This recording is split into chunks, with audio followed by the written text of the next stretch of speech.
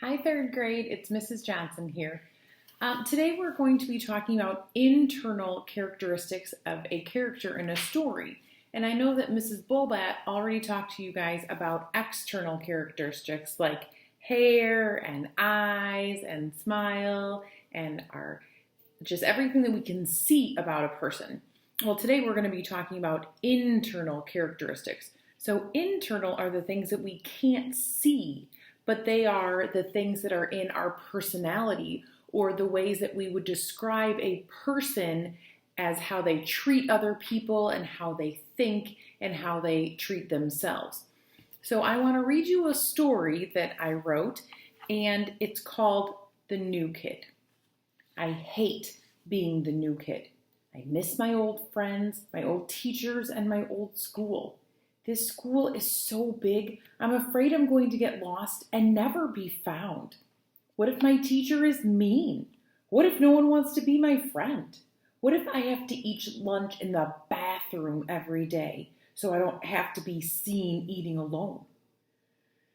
I take a deep breath, get out of the car, and walk with my head down into the school. Mary, I hear someone say.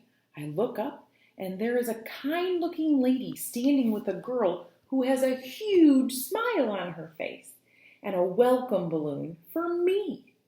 Mary, this is Maggie, and I'm Mrs. Smith. We are so excited to have you here.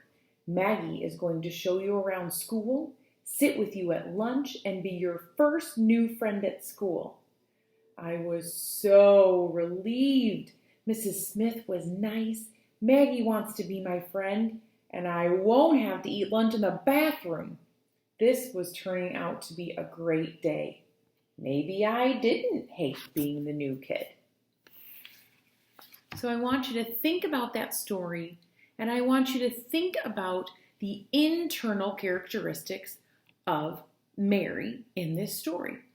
And so when we talk about internal characteristics, there are things in this story that she's feeling. So Mary's feeling some very different things in this story at the beginning and at the end. And we're going to talk a little bit more about that. So today we're talking about internal characteristics. And I hope that you can see that I've made a terrible drawing of a person. But it doesn't look like maybe a person you're used to. Like up here, up here, this is his brain.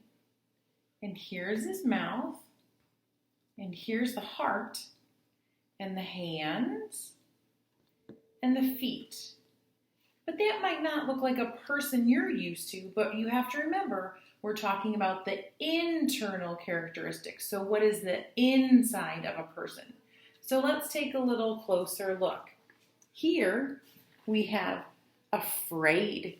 Maybe they're feeling afraid or worried or relieved. Those are things that we use our mind and come from our mind. And from our mouth, we are confident. We are positive, and we are encouraging to ourselves and to others. Our hands can be helpful and gentle and creative. And our heart is where we are brave and kind and caring. And down here at our feet, this is where we could be lazy or determined or hardworking. So even though this might not look exactly like a person you're used to, this is some of the internal characteristics that all characters have. They can be happy people. They can be sad people. Maybe they are someone who is just always looking to do something, an adventurer. Or maybe they just want to find somewhere to go and relax. But those are all internal characteristics out of our characters in everything that we read.